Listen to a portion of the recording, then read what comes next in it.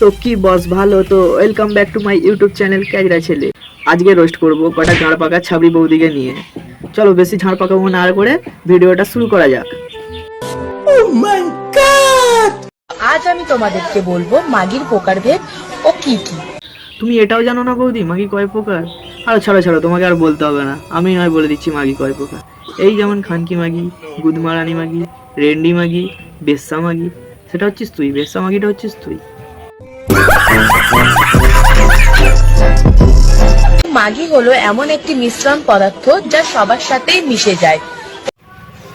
আরে ল্যাওড়া, এসব আলবাল ছাল পাগল ছাগল মানুষ আসে কোথা থেকে? ঠিকঠাক করে কথা বলতে পারে না, সে নাকি আবার মাগির প্রকারভেদ বিচার করবে?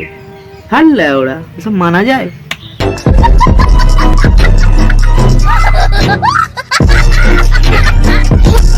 এই যেমন খানকি মাগি, বেশ্যা মাগি, রেন্ডি মাগি, কতি মাগি, সুন্দরী মাগি। তোর কথাবার্তা শুনেই মনে হচ্ছে তুই একটা রেন্ডি মাগি।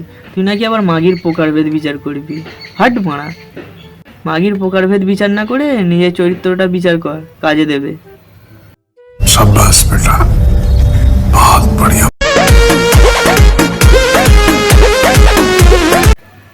আরে আরে আরে বৌদি, আস্তে আস্তে খুলে যাবে তো এক্ষুনি।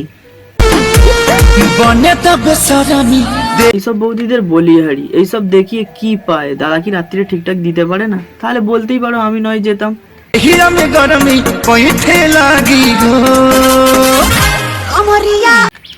তা সোশ্যাল মিডিয়ায় এসে এরকম ভাবে নাচানোর কি আছে বৌদি?